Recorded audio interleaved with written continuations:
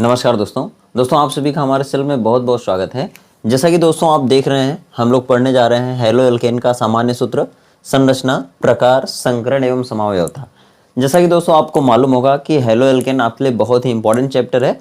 जैसा कि आप देखते हैं क्लास 12 में भी आ जाता है। मुख्य रूप से क्लास 12 का जो सेकेंड पेपर होता है केमिस्ट्री का, उसमें पहला ही लेसन आपको मिलता है हैलो एल्केन एवं हैलो एरीन, या फिर वही उसी लेसन को कहीं ना कहीं लिखा रहता है कि एल्किल हैलाइड एवं एल्किल हैलाइड एवं हैलो एरिन या एरिल हैलाइड। ठीक है, तो देखिए इसमें बात क्या करते हैं हम लोग कि सबसे पहले सामान्य सूत्र इनका क्या होगा, उसके बाद संरचना को पढ़ लेते हैं, मतलब कि कहाँ कहाँ सिग्मा बॉन्ड होता है, कहाँ कहाँ पाई बॉन्ड होता है। क्योंकि आप देखते हैं एरिल हैलाइड के केस में या हैलो एरिन के केस में आपको एकांतर क्रम में सिंगल एवं डबल बॉन्ड मिल जाता है। तो जो डबल बॉन्ड होता है उसमें एक सिग्मा एक पाई होता है, और जहाँ सिंगल बॉन्ड होते हैं वो सिग्मा ही होता है। तो दोस्तों उसके बाद पढ़ेंगे हम लोग हैलो एल्केन के प्रकार, और उसके बाद हैलो एल्केन में कौन सा संकरण होता है, और उसके बाद उसमें कौन कौन सी आइसोमेरिज्म यानी कि समावयवता होती है। जैसा कि दोस्तों ये चैप्टर आपके क्लास 12 के लिए भी बहुत इंपॉर्टेंट है और बीएससी के स्टूडेंट्स के लिए भी बहुत इंपॉर्टेंट है। तो आइए देखते हैं, इसमें थोड़ा सा एक रिविजन करेंगे। रिविजन के लिए 5 मिनट निकालेंगे। जैसा कि देखिए क्लोरल, आपसे अगर पूछा गया क्लोरल क्या होता है, तो क्लोरल नाम की एक औषधि होती है, मेडिसिन होती है, जो कि इसी चैप्टर में आपको मिलेगी, और उसको कैसे बनाया जाता है वो भी आपको मालूम होना चाहिए। जब एसिटल्डिहाइड का हैलोजनीकरण यानी कि क्लोरीन से क्रिया कराते हैं, क्लोरीनीकरण, तब आपको मिलता है क्लोरल, जिसका सूत्र होता है CH3CHO। ठीक है दोस्तों, ये देखिए गलत हो गया है, CH3CHO ये तो एसिटल्डिहाइड होता है, और यहाँ पर जब हाइड्रोजन हटाकर आप क्लोरीन जोड़ देंगे तब आपको मिल जाएगा CCl3CHO, जिसको आप कहते हैं क्लोरल। ठीक है, आगे आइए, पायरीन क्या होता है। जैसा कि आपसे पूछा गया होगा, पायरीन एक बहुत ही अच्छा कार्बनिक विलायक है, जिसका सूत्र होता है CCl4। ठीक है, तो पायरीन का मतलब हो गया CCl4। ठीक है, रेफ्रिजरेंट जैसा कि आप जानते हैं CFC, जैसा कि CF2Cl2 इसका पूरा नाम होता है, इसको शॉर्टकट में CFC कहते हैं, यानी कि क्लोरोफ्लोरोकार्बन। इसका आईयूपीएसी नाम होता है 1,1 डाइक्लोरो, 1,1 डाइफ्लोरोमेथेन इसका आईयूपीएसी नाम बहुत बार पूछा गया है। ठीक है, और इसको प्रशीतक गैस भी कहते हैं, और यह ओजोन गैस, ओजोन परत को छेद करने में माहिर गैस होती है, सबसे मुख्य जिम्मेदार गैस होती है, इसलिए इसको CFC या रेफ्रिजरेंट वाली गैस भी कहते हैं। ठीक है, देखिए ग्रिग्नार्ड रिएजेंट, ग्रिग्नार्ड रिएजेंट आपसे बार बार पूछा जाता है, जिसके लिए सर अल्फ्रेड नोबेल को नोबेल प्राइज भी दिया गया था 1901 ईस्वी में। तो इसका सामान्य सूत्र होता है RMgX, यानी R की जगह पे आप कोई भी एल्किल समूह लगा सकते हैं, मैग्नीशियम अपनी जगह पर रहेगा, हेलोजन यानी कि X की जगह पे आप कोई हेलोजन लगा सकते हैं। जैसे देखिए CH3MgCl, ये क्या है, ये भी ग्रिग्नार्ड अभिकर्मक है। अगर C2H5 रख दें R की जगह पे, बीच में Mg रख दें, और यहाँ पर X की जगह Br रख दें, तो ये भी क्या है, ये भी ग्रिग्नार्ड अभिकर्मक है, जिसको कहेंगे एथिल मैग्नीशियम ब्रोमाइड। ठीक है, तो ये ग्रिग्नार्ड अभिकर्मक है। क्लोरोफॉर्म क्या होता है, क्लोरोफॉर्म एक ऑर्गेनिक विलायक ही होता है, कह सकते हैं कार्बनिक विलायक होता है, और वो लिक्विड होता है, जिसकी गंध मधुर होती है, मतलब मीठा महकता है, मीठा महकता है। अगर आप इसको किसी को सूंघा देते हैं तो व्यक्ति बेहोश हो जाता है। ठीक है, ज्यादा सूंघाएंगे तो व्यक्ति मर भी सकता है। ठीक है, तो क्लोरोफॉर्म एक निश्चेतक औषधि होती है, क्लोरोफॉर्म भी एक तरह की निश्चेतक औषधि होती है, जिसका प्रयोग व्यक्ति को बेहोश करने में शल्य चिकित्सा में किया जाता है। यानी कि आप देखते होंगे ऑपरेशन थिएटर में जब व्यक्ति का ऑपरेशन करने वाला होता है तो उसमें क्या होता है, उसको बेहोश करना पड़ता है। ठीक है, तो यह एक औषधि है जिसका प्रयोग शल्य चिकित्सा में भी किया जाता है। ठीक है, और इसकी खोज किया था लिबिग ने। कौन किया था, लिबिग ने, याद रखिएगा, पूछा जाता है कभी कभी। तो देखिए क्लोरोफॉर्म का सूत्र क्या होता है, तो CHCl3। ठीक है, देखिए क्लोरोफॉर्म अगर आप कह रहे हैं तो CHCl3 होगा। ठीक है, अगर आपसे ब्रोमोफॉर्म पूछा गया तो CHBr3 कर देंगे। ठीक है, अगर आपसे आयोडोफॉर्म पूछा गया तो CHI3 कर देंगे। ठीक है, तो ये देखिए हो गया आयोडोफॉर्म, ये हो गया ब्रोमोफॉर्म, और ये हो गया क्लोरोफॉर्म। ठीक है, क्यों क्लोरोफॉर्म, क्योंकि क्लोरीन है, यहाँ ब्रोमोफॉर्म इसलिए क्योंकि ब्रोमीन है, यहाँ पर आयोडोफॉर्म इसलिए है कि ये आई है, मतलब आयोडीन है। ठीक है, और देखिए यह आपका प्रतिरोधी के रूप में भी इस्तेमाल किया जाता है, यानी कि आयोडोफॉर्म भी एक औषधि होती है जिसका प्रयोग एंटीसेप्टिक के रूप में किया जाता है। ठीक है, आगे आइए, क्लोरीटोन। देखिए ये एसीटोन से मिलकर बना होता है, जब एसीटोन की अभिक्रिया क्लोरीन से कराते हैं तब आपको क्लोरीटोन मिलता है। यह भी औषधि है, मेडिसिन है। इसका फार्मूला क्या होगा, जैसे देखिए आप देखते हैं, अगर एसीटोन लिखा जाए तो CH3COCH3 लिखते हैं। ठीक है, यहाँ पर 3 हाइड्रोजन है और यहाँ 3 हाइड्रोजन है। जब इसकी क्रिया क्लोरीन से कराएंगे तो यहाँ से 3 हाइड्रोजन निकल जाएगा और क्लोरीन आकर जुड़ जाएगा, तब आप इसको क्या कहेंगे? अब ये क्या बन गया? क्लोरीटोन बन गया। यानी एसीटोन की क्रिया जब क्लोरीन से कराएंगे तो क्या बनेगा? क्लोरीटोन। ये भी एक औषधि है। वार गैस या क्लोरोपिक्रीन। क्लोरोपिक्रीन जानते हैं आप क्या होता है? यह एक ऐसी गैस होती है जिसका प्रयोग युद्ध के मैदान में करते हैं आप, या युद्ध में किया जाता है इसका प्रयोग, ठीक है। और इसको भी सूंघने से व्यक्ति बेहोश हो जाता है, मर भी सकता है और उसको कई प्रकार के रोग भी हो सकते हैं, ठीक है। देखिए इसका प्रयोग, इसका सूत्र क्या होता है? जैसे अगर आप क्लोरोफॉर्म की बात करें तो ClCl3 होता है, और जब क्लोरोफॉर्म की क्रिया नाइट्रिक अम्ल से कराएंगे तब क्या बनता है? नाइट्रोक्लोरोफॉर्म या क्लोरोपिक्रीन, या इसी का प्रयोग करते हैं वार गैस में। तो अब देखिए जब इसके क्रिया नाइट्रिक अम्ल से कराएंगे ना तो ये वाला H निकल जाएगा और यहाँ पर NO2 आकर जुड़ जाएगा, तो ये पूरा क्या हो गया? CCl3NO2।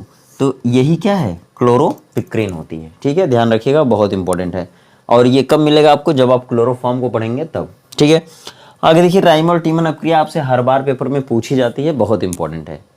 राइमर टीमन अपक्रिया में क्या होता है कि क्लोरोफॉर्म की अपक्रिया कराई जाती है, तब क्या मिलेगा आपको? सैलिसिल्डिहाइड मिलता है। क्या मिलेगा?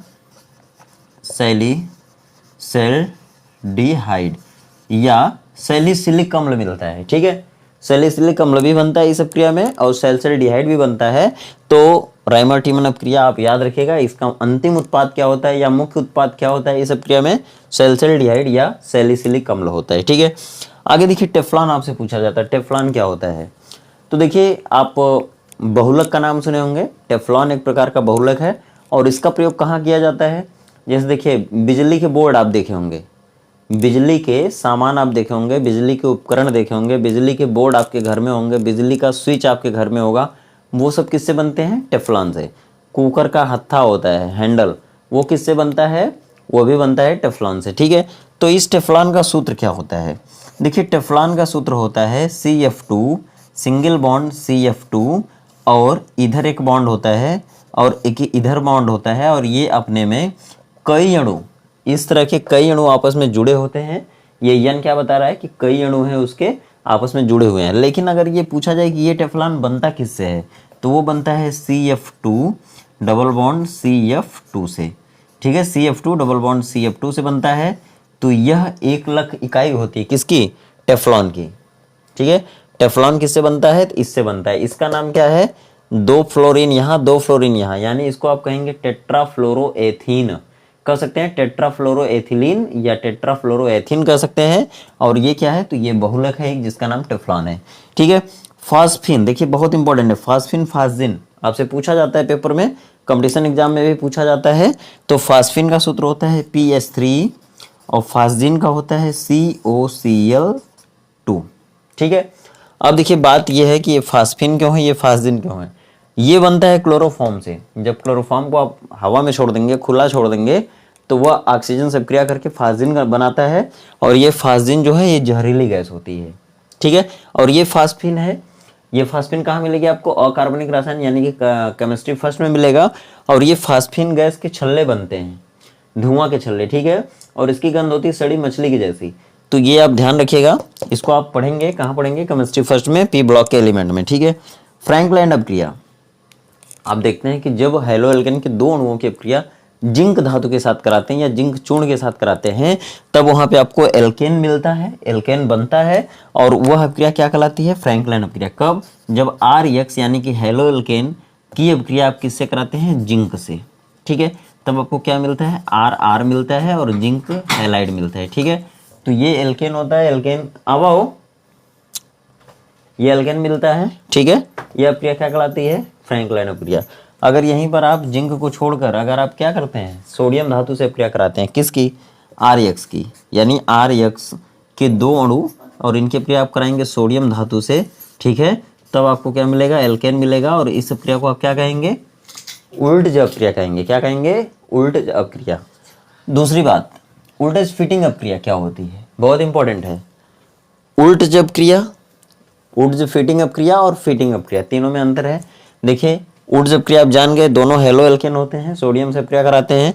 इसमें क्या होता है? एक हेलो एल्केन होता है RX और इसकी अपक्रिया RX होता है और इसकी क्रिया सोडियम धातु से दूसरे एरिल हैलाइड के साथ कराते हैं, यानी ये क्या है Cl, यानी कि यक्स है। ठीक है, तो ये यक्स अगर यहाँ पे Cl हो और ये Cl हो तो ये दोनों चले जाते हैं सोडियम के पास और ये बन जाता है 2NaCl और ये कहाँ आ जाता है यहाँ पे, यानी ये हो जाएगा क्या आपका एल्किल। ठीक है, एल्किल बेंजीन यानी R। तो ये क्या है, ये कौन सी प्रक्रिया है, ओल्डर्स फीटिंग अप क्रिया।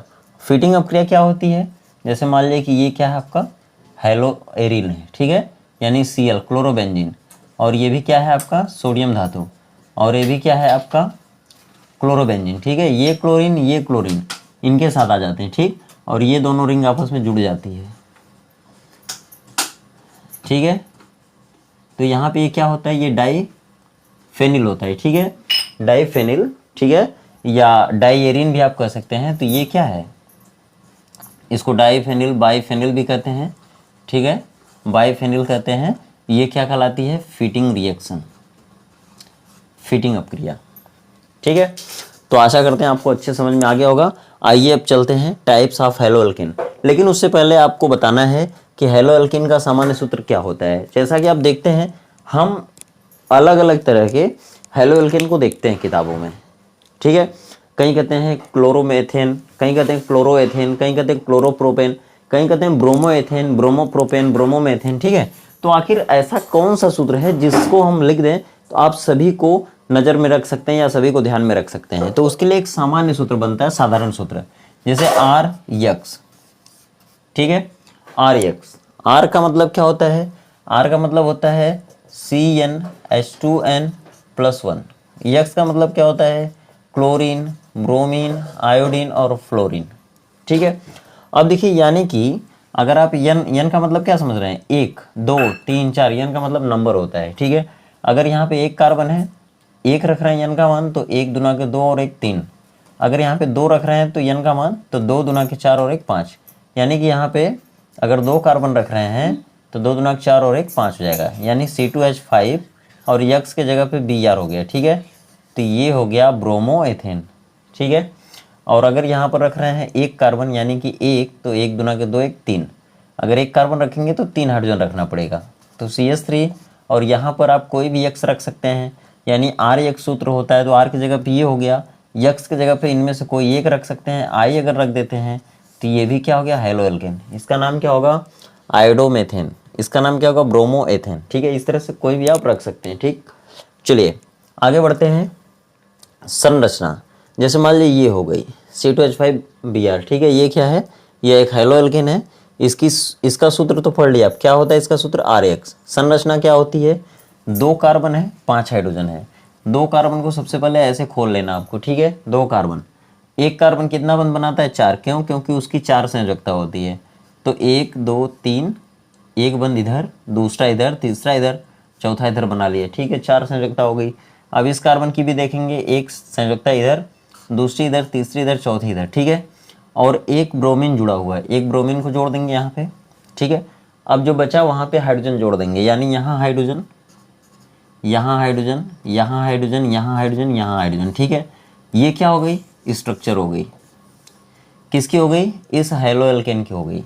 ये कौन है, देखिए ये सामान्य सूत्र हो गया, ये अणु सूत्र हो गया, और ये संरचना सूत्र हो गया। ठीक है, अब इस संरचना सूत्र से आपको क्या मिलेगा, 2 चीज़ मिलेगा, सिग्मा और पाई बंध। यहाँ देखिए जितने भी एक एक बंध हैं वो सिग्मा होते हैं, क्योंकि सी से सिंगल, सी से सिग्मा बंध। ये सिग्मा बंध हो गया, इसको इस तरह दिखा सकते हैं। ये भी सिग्मा बंध है, इसको भी ऐसे दिखाइए। ये सिंगल है, वो भी सिग्मा, ये भी सिग्मा, ये भी सिग्मा, ये भी सिग्मा, ये भी सिग्मा। पूछा जाए अगर आपसे कि इस ब्रोमोएथेन में कितने सिग्मा बंध हैं, तो 1 2 3 4 5 6 7। ठीक है, तो 7 सिग्मा बंध हो गए। ठीक है, अगर पूछा जाए पाई बॉन्ड कितने हैं, तो पाई बॉन्ड वही होता है जहाँ डबल बॉन्ड होता है। ठीक है, तो डबल बॉन्ड नहीं है तो पाई बॉन्ड कितना हो जाएगा, 0 हो जाएगा, 0 पाई बॉन्ड। ठीक है, ऐसे, और 7 सिग्मा बॉन्ड हो जाएगा। एक बार फिर से चेक करिए, 1 2 3 4 5 6 7। ठीक है, हो गया। अगर पूछा जाए लोन पेयर किसके पास है, तो यहाँ पर ब्रोमीन के अगल बगल 7 इलेक्ट्रॉन होते हैं, या एक बंद बनाया है, तो एक बंद बनाएगा कब, जब एक इलेक्ट्रॉन की साझेदारी करेगा। तो इसके पास कितना था, 7 था, एक इलेक्ट्रॉन की साझेदारी किया तो 2 इधर बचेगा, 2 इधर 2 इधर, कुल कितने बचे हैं, 3 लोन पेयर। इसको इलेक्ट्रॉन युग्म कहते हैं। अगर आपसे पूछा जाए लोन पेयर कितने हैं, लोन पेयर कितने हैं, तो आप बोलेंगे 3। किसके पास है, ब्रोमीन के पास। इसमें हेलोजन कौन है, ब्रोमीन है, ठीक है। एल्किल समूह कौन है, तो C2H5 ये है, ठीक है, इतना।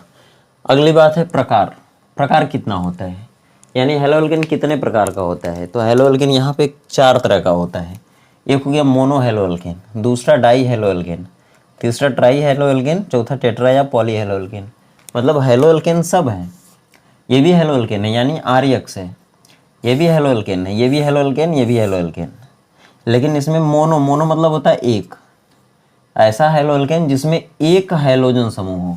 मतलब ये यक्स जो है ना, Cl, ब्रोमीन, आयोडीन, फ्लोरीन, ये केवल एक बार रहेगा तो इसको मोनो हेलोएल्केन कहेंगे। अगर वो 2 बार रहेगा तो डाई हेलोएल्केन कहेंगे। अगर वो हेलोजन यानी यक्स की जगह पे जो ये है फ्लोरीन, क्लोरीन, ब्रोमीन, आयोडीन, ये अगर 3 बार दिखते हैं तो ट्राई, ट्राई मतलब होता है 3, डाई मतलब होता है 2, टेट्रा मतलब होता है 4, या पॉली मतलब होता है बहुत, 4 से अधिक भी हो सकते हैं, ठीक है। मतलब ऐसा हेलोएल्केन जिसमें एक हेलोजन समूह हो, एक हेलोजन समूह हो, ठीक है, तो उसे मोनो हेलोएल्केन। ऐसा हेलोएल्केन जिसमें 2 बार हेलोजन समूह हो उसे डाई हेलोएल्केन। ऐसा हेलोएल्केन जिसमें 3 बार हेलोजन समूह हो, ट्राई हेलोएल्केन। ऐसा हेलोएल्केन जिसमें 4 बार हो या बहुत बार हो तो उसे क्या कहेंगे, टेट्रा या पॉली हेलोएल्केन, ठीक है। अब जो मोनो हेलोएल्केन होगा यानी कि ऐसा हेलोएल्केन जिसमें एक हेलोजन समूह होगा, ठीक है, तो वो 3 तरह का होता है, ठीक है। एक होता है प्राइमरी हेलोएल्केन, एक होता है सेकेंडरी हेलोएल्केन, एक होता है टर्शियरी हेलोएल्केन, ठीक है। कभी कभी क्वाटरनरी भी हो सकता है, ठीक है। तो देखिए ये इस तरह से है, प्राथमिक हेलोएल्केन, द्वितीयक हेलोएल्केन, तृतीयक हेलोएल्केन, ठीक है। तो अगले वीडियो में इसकी बात करते हैं हम लोग, ठीक है। इस वीडियो को यहीं सीमित रखते हैं। देखिए जो डाई हेलोएल्केन होगा वो जेम डाई हैलाइड, ठीक है, और विसिनल डाई हैलाइड, ठीक है। तो ये बहुत इंपॉर्टेंट है, थोड़ा समझना इसको जरूरी रहेगा। तो अगले वीडियो में मिलते हैं और उस वीडियो में आगे की बात करेंगे, संग्रहण की भी बात करेंगे, समावयवता की बात करेंगे, और हेलोएल्केन बनाने की कौन कौन सी विधियाँ उनकी भी बात करेंगे, ठीक है। चलिए इस वीडियो में इतना ही। वीडियो अगर अच्छे लगे दोस्तों तो वीडियो को लाइक कर दीजिए, और अगर चैनल पर पहली बार हैं तो चैनल को सब्सक्राइब करके बेल आइकन दबा लीजिए और अपने मित्रों में ज़्यादा से ज़्यादा इसको शेयर करिए। तो मिलते हैं फिर इसी तरह कॉन्सेप्ट के साथ अगली वीडियो में, तब तक आप खुश रहिए, व्यस्त रहिए, आपका दिन शुभ हो।